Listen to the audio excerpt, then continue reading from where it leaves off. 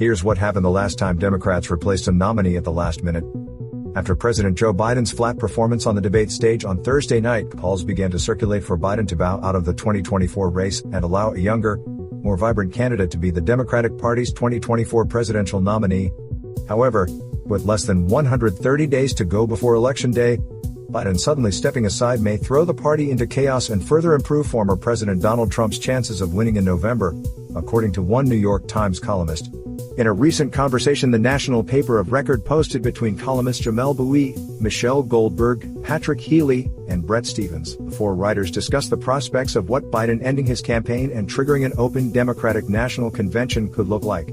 Goldberg, Healy and Stephens were all united in their opinion that Biden was a weak general election candidate given his showing in the debate, and wanted him to be replaced at the top of the ticket.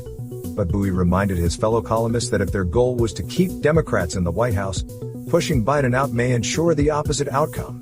When Healy asked Bouie about the downsides of replacing Biden, the columnist pointed to recent history to illustrate why doing so would be politically unsound. First, in the same way that 1972 Democratic presidential nominee George McGovern's decision to replace vice presidential nominee Thomas Eagleton vindicated Richard Nixon's argument that the Democrats were in too much disarray to trust with the presidency, a Biden decision to leave the race at this late stage vindicates the Republican argument deployed during the debate that the United States under Biden is unstable and insecure, Bouie argued. Consider, as well, the pressure for Biden not just to leave the race but to leave the presidency as well. It does not make sense to say Joe Biden is not so enfeebled that he cannot be president but is enfeebled enough that he cannot run for re-election. There will be calls for him to retire outright. The McGovern-Eagleton debacle may have been what helped Nixon get re-elected. When news emerged of Senator Thomas Eagleton, Democrat Missouri, previously receiving electroshock therapy for clinical depression, Democrats worried that McGovern's chances of winning the White House would be hindered and urged him to consider picking someone else, despite Eagleton already having been officially nominated at the 1972 Democratic Convention just 2 weeks prior. SF-Gate reported that even though McGovern said he stood by his running mate 1,000%, and even though 77% of respondents in a Time magazine poll said Eagleton's medical record would not affect their vote, he was nonetheless replaced just 18 days after joining the ticket. Former U.S. Ambassador to France Sargent Shriver was named as running mate, and McGovern proceeded to lose to Nixon in an historic landslide.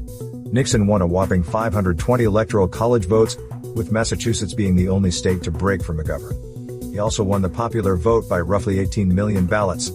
Nixon then went on to be implicated in the Watergate scandal, and became the first president in U.S. history to resign from office. Bouie also touched on the prospect of how Vice President Kamala Harris would factor into the election if Biden were to drop out of the race. When Stephens reminded Bouie of Harris' low approval numbers, Bouie countered that her public approval was largely due to her association with Biden, who continues to post underwhelming numbers in national and swing state polls. He further argued that Harris had time to improve her perception among voters, and that Democrats would be wise to give her a fair chance to be the nominee in the event of Biden exit, given that black voters, a core Democratic constituency, would likely revolt if she were snubbed. The argument I am skeptical of is that choosing a different person to be the standard-bearer of the Biden administration would produce a notably different outcome, he said.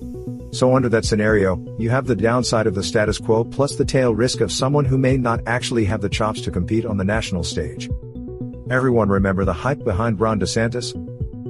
Again, people can run with this, but much like a fast food hamburger, it may look better in your imagination than it does on the plate, he added. Click here to read the full conversation between Bouie, Goldberg, Healy and Stephens. Subscription required.